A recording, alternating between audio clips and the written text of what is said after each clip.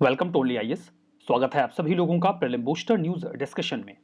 आज है 19 मई 2021। तो आइए देख लेते हैं कि ऐसे कौन से इंपॉर्टेंट आर्टिकल्स हैं जो आज हम कवर करने वाले हैं। जैसा कि मैंने आपको कल भी बताया था कि टुमारो ऑनवर्ड्स ये सेशंस परस्पर कंटिन्यू करेंगे लगभग एक हफ्ते के लिए। उसके बाद मैं इन्हें अगेन रिज्यूम कर लूंगा। तो चलिए देखते हैं। जो हमारा फर्स्ट आर्टिकल है वो जियोलाइट्स के बारे में है। As we know, India right now कोविड-19 की चपेट में है। भारत में मेडिकल ऑक्सीजन की भारी कमी भी देखी गई और कई सारे पेशेंट्स ने मेडिकल ऑक्सीजन की कमी में जान गंवाई। भारत सरकार लगातार प्रयास कर रही है कि भारत में मेडिकल ऑक्सीजन को ज़्यादा से ज़्यादा प्रोड्यूस किया जाए, लेकिन मेडिकल ऑक्सीजन को प्रोड्यूस करने के लिए हमें एक चीज़ की आवश्यकता पड़ती है, दैट इज़ जियोलाइट्स। इसके पहले कि हम विस्तार से बात करें कि जियोलाइट्स क्या होते हैं, आप एक कीवर्ड अपने दिमाग में बिठा सकते हैं कि ये एल्यूमिनियम के सिलिकेट्स होते हैं जिनका इस्तेमाल मेडिकल ऑक्सीजन के प्रोडक्शन में किया जाता है। कैसे और क्यों किया जाता है, that we will understand. Before that, context ये है कि एयर इंडिया ने अपनी पहली फ्लाइट को स्टार्ट कर दिया है। चूंकि हमें ज़्यादा ऑक्सीजन का प्रोडक्शन करना है तो हमें ज़्यादा जियोलाइट्स की भी आवश्यकता पड़ेगी। इसके लिए सरकार कई सारे अन्य देशों से जियोलाइट्स को इंपोर्ट कर रही है। तो एयर इंडिया ने अपना ये काम अभी स्टार्ट कर दिया है, दैट्स वाई ये पूरा मामला न्यूज़ में आया। देखिए, जियोलाइट्स का इस्तेमाल करके मेडिकल ऑक्सीजन बनाने के लिए जिस तकनीक को इस्तेमाल किया जा रहा है उसे नाम दिया गया है प्रेशर स्विंग एड्सॉर्प्शन प्रोसेस। इस तकनीक को डेवलप किया जा रहा है डीआरडीओ के द्वारा। इसके बारे में अभी हम विस्तार से बात करेंगे, जिसमें जियोलाइट का इस्तेमाल मॉलिक्यूलर सीव के रूप में किया जाता है। सीव का मतलब समझते हैं, छलनी, जिसका इस्तेमाल आप घर में चाय को छानने के लिए करते हैं। मतलब जियोलाइट कुछ छानता होगा। क्या छानता है? ऑब्वियसली ऑक्सीजन को छानता है, बाकी की गैसेस को रोक देता है और ऑक्सीजन को छान के बाहर कर देता है। जियोलाइट्स इस तरीके से एड्सॉर्बेंट मटेरियल की तरह वर्क करते हैं बिकॉज ये बाकी की गैसेस को सोख लेते हैं। ऑक्सीजन कॉन्सेंट्रेटर्स में भी जियोलाइट्स का इस्तेमाल किया जाता है। इस पे प्रेशर दिया जाता है। जब हम ज़्यादा प्रेशर देते हैं जिस भी टैंक में जियोलाइट का इस्तेमाल किया जाता है तो इसका जो सरफेस एरिया है वो बढ़ जाता है। सरफेस एरिया बढ़ने की वजह से ये ज़्यादा नाइट्रोजन को सोखने की क्षमता रखने लगता है। तो ऑक्सीजन कॉन्सेंट्रेटर में भी यही काम करता है, नाइट्रोजन को सोख लेता है और बाकी ऑक्सीजन को बाहर कर देता है पेशेंट्स के यूज़ के लिए। जैसे कि हम बात कर रहे थे कि प्रेशर स्विंग एड्सॉर्प्शन प्रोसेस का इस्तेमाल किया जाता है। आप आसानी से समझ सकें इसलिए पहला शब्द है प्रेशर। इस तकनीक में प्रेशर का इस्तेमाल किया जाता है। समझेंगे क्यों किया जाता है। स्विंग, क्योंकि जिस तरीके से ऑक्सीजन जनरेटिंग प्लांट्स का स्ट्रक्चर होता है, एक एयर का स्विंग क्रिएट हो जाता है, सर्किल क्रिएट हो जाता है। एड्सॉर्प्शन समझ में आ गया है। इसमें जियोलाइट का इस्तेमाल करते हैं जो बाकी गैसेस को सोखता है। प्रेशर का हम इस्तेमाल करते हैं ताकि बाकी गैसेस को अलग किया जा सके और ऑक्सीजन को निकाला जा सके। ऐसा करते वक्त हम नियर एम्बिएंट टेम्परेचर को यूज कर सकते हैं। आसपास जो हमारा टेम्परेचर है उसका ही इस्तेमाल हो जाता है। एड्सॉर्बेंट मटेरियल के लिए जियोलाइट्स के अलावा एक्टिवेटेड कार्बन का भी इस्तेमाल किया जाता है। हाई प्रेशर में ये बाकी की गैसेस को ट्रैप कर लेते हैं और ऑक्सीजन को बाहर कर देते हैं। ये प्रक्रिया काम कैसे करती है आप इस इमेज में देख सकते हैं। ऐसा करने के लिए हमें 2 टैंक्स की आवश्यकता पड़ेगी। 2 टैंक्स नहीं भी हो तो काम चल जाएगा, लेकिन प्लांट्स में 2 टैंक यूज किए जाते हैं ताकि ये प्रक्रिया कंटिन्यूअस रहे और इसमें ब्रेक ना लगे। होता क्या है, देखिए, ये 2 टैंक्स हैं। यहां पर नीचे दोनों टैंक्स में हम जियोलाइट्स लगा देते हैं। यहां से जाएगी हवा। ड्राई एयर जब यहां पर एंटर करेगी तो जियोलाइट नाइट्रोजन को और बाकी की गैसेस को रोक लेगा और जो शुद्ध ऑक्सीजन है ये ऊपर निकल जाएगी। इसके बाद इसे हम बाकी यहां पर किसी टैंक में स्टोर कर लेंगे। जब थोड़े समय के बाद ये जियोलाइट्स सैचुरेट हो जाएंगे, नाइट्रोजन को सोखने की क्षमता इनकी खत्म हो जाएगी, तो हमें नाइट्रोजन को यहां से रिलीज करना होगा। यहां से हम प्रेशर 5 से 10 बार का मेंटेन करेंगे। जैसे ही हम यहां से नाइट्रोजन को रिलीज करके बाहर करेंगे तो यहां पर प्रेशर कम होने लगेगा। जैसे ही यहां पर प्रेशर कम होने लगेगा फिर ऑक्सीजन जनरेशन की जो प्रक्रिया है वो रुक जाएगी। मतलब नाइट्रोजन को रिलीज करते वक्त हमें कुछ समय के लिए इस टैंक को फ्री करना होगा। यहां पर ऑक्सीजन नहीं बन पाएगा। उस समय ऑक्सीजन जनरेशन की प्रक्रिया रुके नहीं, इसीलिए हम इस जगह को ब्लॉक करेंगे और ड्राई एयर की सप्लाई इधर छोड़ देंगे। यही सारी प्रक्रिया इस टैंकर में रिपीट होगी। यहां पर ऑक्सीजन बनेगी और यहां इस टैंक में आके स्टोर हो जाएगी। जब हम इस टैंक में से अगेन नाइट्रोजन को यहां से रिलीज करेंगे और इस जगह पे प्रेशर गिरने लगेगा तो हम इस टैंक को फ्री कर देंगे और इसका इस्तेमाल करने लगेंगे। तो दोनों टैंक्स अल्टरनेटिवली इस्तेमाल होते हैं और एयर की एक स्विंग क्रिएट हो जाती है ऐसे करके। इसीलिए इस पूरी प्रक्रिया को प्रेशर स्विंग एड्सॉर्प्शन प्रोसेस कहा जाता है। लगातार ऑक्सीजन की सप्लाई बनी रहे, इसीलिए 2 टैंक्स का इस्तेमाल किया जाता है। आई होप आपको समझ में आ गया। बात करते हैं जियोलाइट्स की। ये माइक्रोपोरस होते हैं, छोटे छोटे इसमें छेद होते हैं जो ऑक्सीजन को छन्ने देते हैं। 3 dimensional crystalline solid aluminium silicate होता है। ये एल्यूमिनियम का सिलिकेट होता है, मैंने आपको सबसे पहले बता दिया था। छोटी छोटी ओपनिंग्स होती हैं, छोटे छोटे छेद होते हैं जो बड़े मॉलिक्यूल्स को रोक लेते हैं और छोटे मॉलिक्यूल्स को ऑक्सीजन को बाहर जाने देते हैं। जियोलाइट वैसे हमें नेचुरली भी मिल जाता है, इसके अलावा हम इसे सिंथेसाइज करके लैब में भी बना सकते हैं। जियोलाइट्स काफ़ी स्टेबल होते हैं, ये किसी भी इन्वायरमेंटल कंडीशन से खुद को प्रभावित नहीं होने देते, रेजिस्ट करते हैं। इसका मेल्टिंग पॉइंट भी बहुत हाई होता है, 1000 डिग्री सेल्सियस के ऊपर टेम्परेचर होगा तभी ये गलेंगे, नहीं तो गलेंगे नहीं। और ये जलते नहीं हैं, बहुत हाई प्रेशर भी ये बर्दाश्त कर सकते हैं और उसको रेजिस्ट भी करते हैं। हालांकि जब प्रेशर बहुत ज़्यादा पड़ता है तो सरफेस एरिया डेफिनेटली इनका बढ़ जाता है। ये डिजोल्व नहीं होते पानी में, किसी भी इनऑर्गेनिक सॉल्वेंट में ये डिजोल्व नहीं होते। जियोलाइट्स रिएक्टिव नहीं होते, हम इन्हें नेचुरली अकरिंग मिनरल्स के फॉर्म में पा सकते हैं, इसीलिए ये इन्वायरमेंट को नुकसान भी नहीं पहुंचाते।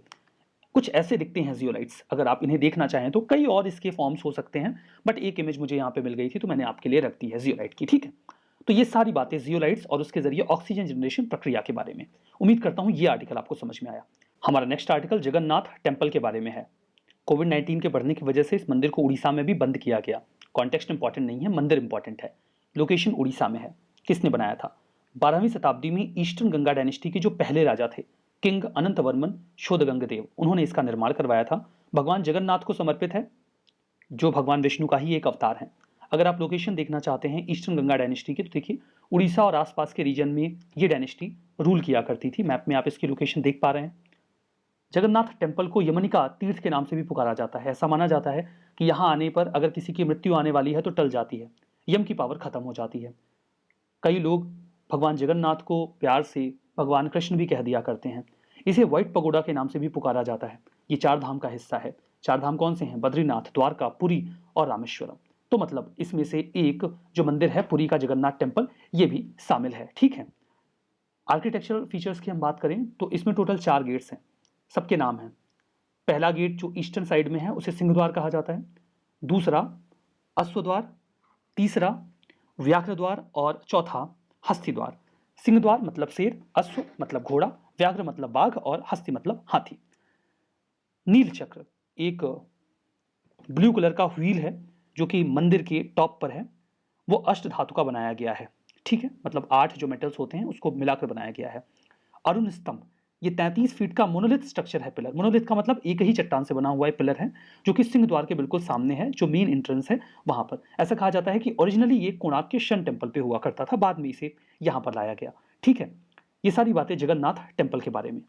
हमारा नेक्स्ट आर्टिकल क्लाइमेट चेंज जो कॉज कर रहा है ओल्डेस्ट केव आर्ट के डिग्रेडेशन में, उसके बारे में है। अभी हाल ही में एक नई स्टडी हमारे सामने आई है जिसमें यह कहा गया कि जो इंडोनेशिया का सुलावेसी आइलैंड है, वहां पर बहुत पुरानी पुरानी कलाकृतियां हैं, वो क्लाइमेट चेंज की वजह से डिग्रेड हो रही हैं। क्लाइमेट चेंज की वजह से डिग्रेड क्यों हो रही हैं? टेम्परेचर और ह्यूमिडिटी का लेवल बढ़ता जा रहा है, जिससे इन्हें नुकसान हो रहा है। सुलावेसी केव आर्ट, पहले लोकेशन देखिए, ये इंडोनेशिया है और ये जो पूरा आइलैंड है ये सुलावेसी आइलैंड है। यहाँ पर कई सारी केव्स हैं जिसमें अर्ली ह्यूमंस के एविडेंसेस हैं। सुलावेसी केव आर्ट जो है वो यूरोप में जो केव आर्ट्स मिली हैं प्री हिस्टोरिक, उनसे काफ़ी पुरानी बताई जाती है। 45,000 साल से 20,000 साल के बीच की केव आर्ट्स यहाँ पर हमें मिल जाती हैं। 300 केव पेंटिंग्स हमें यहाँ पर मिली हैं एक्सप्लोरेशंस के दौरान। जो आर्ट वर्क इस एरिया में है उसमें कुछ बहुत इंपॉर्टेंट आर्ट वर्क हैं, मैं बताता हूँ।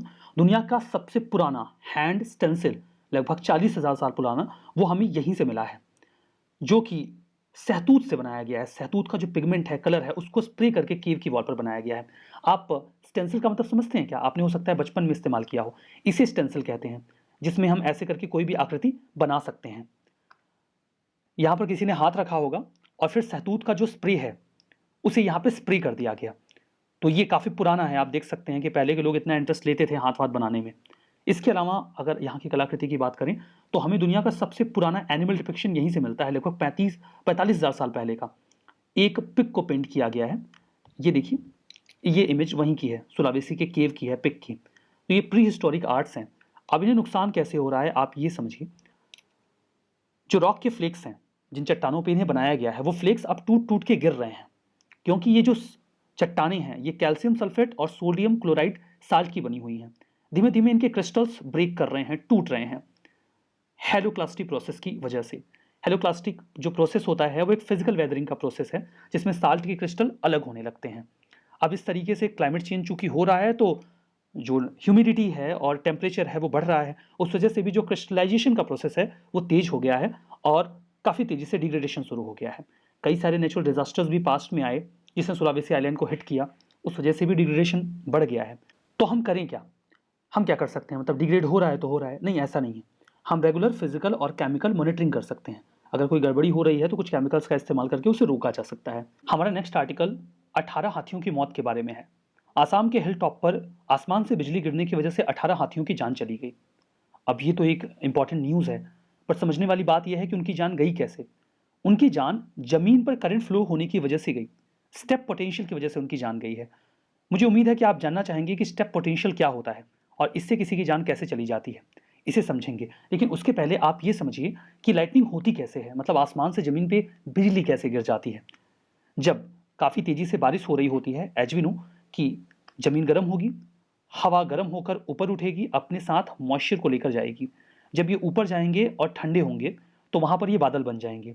जैसे जैसे ये ठंडे होते जाते हैं, यहाँ पर हमें कई सारे रेन के पार्टिकल्स मिलेंगे, आइस के या फिर स्नो के पार्टिकल्स यहाँ पे कलेक्ट हो जाते हैं। अब ये जो पार्टिकल्स होते हैं वो लगातार आपस में फ्रिक्शन करते हैं और फ्रिक्शन की वजह से इसमें पॉजिटिव और निगेटिव चार्ज क्रिएट होता है। जो पॉजिटिव चार्ज होता है वो क्लाउड में ऊपर की ओर चला जाता है, बिकॉज ये हल्के पार्टिकल्स के साथ होता है। जो निगेटिव चार्ज होता है वो भारी पार्टिकल्स के साथ होता है, इसलिए ये क्लाउड के नीचे के हिस्से में एक्यूमुलेट होने लगता है। यूं तो पॉजिटिव चार्ज को निगेटिव चार्ज के साथ न्यूट्रलाइज हो जाना चाहिए, लेकिन चूंकि हवा बहुत अच्छा कंडक्टर नहीं होता, इसलिए इनका फ्लो नहीं हो पाता और ये इकट्ठा होते रहते हैं। जब ये खूब ज़्यादा इकट्ठा हो जाते हैं और बादल इनको बर्दाश्त नहीं कर पाता, तो अचानक से करंट के फॉर्म में ये एक दूसरे की ओर अट्रैक्ट होते हैं और हमें बादलों के बीच में बिजली चमकती हुई दिखती है और आवाज़ भी सुनाई पड़ती है। इवेंचुअली जहाँ पर भी बादल होते हैं, वहाँ पर जो भी नीचे ऑब्जेक्ट्स होते हैं सरफेस पे, पेड़ हों, एनिमल्स हों, उनमें पॉजिटिव चार्ज होता है। तो अगेन ये जो नेगेटिव चार्ज होता है, ये जब बादलों में बहुत ज़्यादा एक्यूमुलेट हो जाता है, तो ये नीचे ज़मीन में जो पॉजिटिव चार्ज होता है उसकी ओर अट्रैक्ट होता है और ये बिजली जो है वो चमकते हुए नीचे गिर जाती है। अब आपने समझा कि इस तरीके से जो इम्बैलेंस होता है क्लाउड्स के चार्जेस के बीच में, उसकी वजह से ये बिजलियां चमकती हैं और कई बार ज़मीन पे भी आकर गिर जाती हैं। ग्राउंड ऑब्जेक्ट जो हम बात कर रहे थे कि ट्री और अर्थ में हमें पॉजिटिव चार्ज देखने को मिलता है और इस चार्ज को बैलेंस करने के लिए ही आसमान से बिजली ज़मीन पर आ जाती है। ये बिजली बहुत कम ड्यूरेशन के लिए आती है, लेकिन इसका वोल्टेज बहुत हाई होता है। जब ये गिरती है तो बहुत तेज़ी से रोशनी चमकती है और थंडरस्टॉर्म मतलब आवाज़ भी आती है। ये एक क्लाउड के भीतर भी फ्लो कर सकते हैं, दो क्लाउड्स के भीतर आपस में फ्लो कर सकते हैं या सीधे ज़मीन पर भी आ सकते हैं। कई सारे जानवर इनकी चपेट में आते हैं। कई बार तो ये जानवरों के ऊपर सीधे गिर जाती है और उनकी मौत हो जाती है। जो ऊंचे जानवर होते हैं वो ज़्यादा वल्नरेबल होते हैं, क्योंकि जब ये बिजली ज़मीन पर आती है तो इसे सबसे पहले जो ऑब्जेक्ट मिलेगा ये उसी से टकरा जाएगी जिस पर पॉजिटिव चार्ज होगा। अगर पेड़ है तो पेड़ से टकरा जाएगी, अगर कोई जानवर है तो उसे हिट कर देगी। कई बार स्लाइड फ्लैश होता है। साइड फ्लैश का मतलब ये है कि मान लीजिए कोई पेड़ है और पेड़ के ऊपर बिजली गिरती है, उसके नीचे कोई एनिमल है, तो उस एनिमल को उस बिजली का झटका लगता है और उसकी मौत हो जाती है। इसे कहा जाता है साइड फ्लैश। अब देखिए बात आती है टच पोटेंशियल की। टच पोटेंशियल का मतलब ये है कि मान लीजिए एक पेड़ पर बिजली गिरती है और इस पेड़ पर पत्ता जो है उसे हाथी खा रहा है, तो जैसे ही बिजली गिरेगी जो लाइट है वो इस पेड़ से हाथी में आ जाएगी और उसके बाद वो जमीन में जाएगी। तो चूंकि हाथी ने इस पेड़ को छुआ है, इसलिए इसे बिजली का झटका लगेगा और इसकी मौत हो जाएगी। लेकिन यहाँ पर जो हाथियों की मौत हुई है वो स्टेप पोटेंशियल की वजह से हुई है। ये एक बहुत ही यूनिक सी चीज़ है, आपको समझना चाहिए। देखिए कई बार ऐसा होता है कि हमारे आसपास बिजली का तार जमीन पर टूटकर गिर जाता है और बिजली कटी नहीं होती। हमें लगता है कि जब हम बिजली के तार को छुएंगे हमें करंट केवल तभी लगेगा। ऐसा नहीं है। अगर आप तार के आसपास भी पहुंचते हैं और वो हाई वोल्टेज वाला तार है तो आपको झटका लग सकता है और आपकी जान भी जा सकती है। ऐसा क्यों होता है समझिए। सपोज करिए ये बिजली का तार है और ये जमीन पर गिर गया है। 11,000 वोल्ट की पावर लाइन है ये। तो ये जो पूरा एरिया है यहाँ पर 11,000 वोल्ट का जो इलेक्ट्रिक है वो फ्लो करने लगेगा। लेकिन जैसे जैसे डिस्टेंस दूर होती जाएगी इलेक्ट्रिक इफेक्ट जो है वो कम होगा। यहाँ पर 9,000 वोल्ट एनर्जी होगी, यहाँ पे 7,000, यहाँ पे 5,000, यहाँ पर 3,000, यहाँ पर 1,000। अब स्टेप पोटेंशियल का मतलब क्या होगा, इसे देखिए ग्रेडियंट क्रिएट होता है। इसे कहा जाता है पावर ग्रेडियंट। मतलब जैसे जैसे आगे बढ़ते हैं जो इलेक्ट्रिक एनर्जी है वो कम होती जाती है, तो एक झुकाव देखने को मिलता है। That's why it is called gradient. और इसी ग्रेडियंट की वजह से झटका भी लगता है। अगर आप इस सर्किल में हैं जहां पर केवल 3,000 वोल्ट का जो इलेक्ट्रिक करंट है वो फ्लो कर रहा है, तो आपको झटका नहीं लगेगा। अगर आप सिर्फ यहाँ पे हैं तो भी झटका नहीं लगेगा, सिर्फ यहाँ पर हैं तो भी झटका नहीं लगेगा। आपको झटका तब लगेगा जब आपका एक पाँव यहाँ पर हो और दूसरा पाँव यहाँ पर हो। मतलब अगर आपका एक पाँव 3,000 वोल्ट की जो एम्बिट है उसमें है और दूसरा पाँव 5,000 के एम्बिट में है, तो 3,000 तो न्यूट्रलाइज हो जाएंगे, लेकिन 2,000 वोल्ट का झटका आपको लगेगा और ये आपकी जान ले सकता है। इसे कहा जाता है स्टेप पोटेंशियल। मतलब दो कदमों के बीच की जो दूरी है उसमें जो इलेक्ट्रिक फ्लो का डिफरेंस है वो डिफरेंस आपकी जान ले लेता है। तो देखिए, जो 4 पैरों वाले जानवर होते हैं वो अक्सर स्टेप पोटेंशियल का शिकार होते हैं, क्योंकि वो ऑब्वियसली इलेक्ट्रिक फ्लो के अलग अलग स्फीयर में होंगे और उनके पैरों के बीच में इलेक्ट्रिक फ्लो का डिफरेंस हमें देखने को मिल ही जाएगा और उसी डिफरेंस से उन्हें झटका लग जाता है। मैं आपसे कहूंगा कि अगर आप कभी ऐसे स्फीयर में फंस जाएं तो लंगड़ी खेलते हुए निकल जाइएगा, क्योंकि अगर आप दोनों पैर रखेंगे ही नहीं तो स्टेप पोटेंशियल का जो डिफरेंस होता है वो क्रिएट होगा ही नहीं। खैर, मैं तो रिकमेंड करूंगा कि ऐसी जगह पे आप बिल्कुल मत जाइए जहां पर कहीं पर भी पावर लाइन टूट कर गिरी हो। हमारा नेक्स्ट आर्टिकल एलिफेंट सील्स के बारे में है। हाल ही में इनके ऊपर एक स्टडी कंडक्ट की गई कि ये खाना कैसे खाते हैं। ज़्यादातर जो बड़े जानवर हैं वो बड़े शिकार करते हैं, इनके साथ ऐसा नहीं है। ये छोटी छोटी मछलियों को खाते हैं, लेकिन फिर भी बहुत सारा खाना खा के एक बड़ा शरीर इन्होंने बनाया हुआ होता है। इन्हें एलिफेंट सील इसलिए कहा जाता है क्योंकि इनके आगे के जो नाक का हिस्सा है वो ऐसा लगता है जैसे कोई सूंड हो। मेल्स में ये पाया जाता है, इसलिए इन्हें एलिफेंट सील कहा जाता है। ये धरती पर पाए जाने वाले सबसे बड़े सील हैं, लीस्ट कंसर्न कैटेगरी में आते हैं। मेल एलिफेंट बड़ा होता है, 13 फीट तक लंबा और 4500 पाउंड तक इनका वेट होता है। फीमेल्स कंपैरेटिवली छोटी होती हैं और 1500 पाउंड तक उनका वेट होता है। मरीन डेब्रिश फिशरी में जो जाल वगैरह में फंस जाते हैं और कई बार बोट से टकरा जाते हैं, इस वजह से इनकी मौत होती है, इससे इन्हें खतरा होता है। हमारा जो लास्ट आर्टिकल है वो संवेदना के बारे में है। वैसे देखिए, हो सकता है यूपीएससी इस पर प्रश्न ना पूछे, लेकिन आप जानकारी के लिए भी इसे जानते रहिए। कोविड-19 की वजह से कई सारे लोग साइकोलॉजिकली स्ट्रेस्ड फील करते हैं, तो उनके लिए एक काउंसलिंग का इनिशिएटिव है। इसका फुल फॉर्म है sensitising action on mental health vulnerability through emotional development and necessary acceptance, short form में संवेदना। टोल फ्री हेल्पलाइन नंबर दिया गया है बच्चों के लिए। National commission for protection of child right का इनिशिएटिव है। टोल फ्री नंबर है 1800-121-2830। टाइमिंग भी बताई है 10 से 1 और 3 से 8। अगर कोई यहाँ पर कॉल करके ट्राई कर सकता है अगर उसे काउंसलिंग की आवश्यकता महसूस हो तो। यहाँ पर कुछ स्टेटमेंट हैं, आपको ट्रू एंड फॉल्स बताना है। एलिफेंट सील्स धरती पर पाए जाने वाले सबसे बड़े सील हैं। जियोलाइट्स ये नेचुरली पाए जाते हैं और इन्हें सिंथेसाइज नहीं किया जा सकता।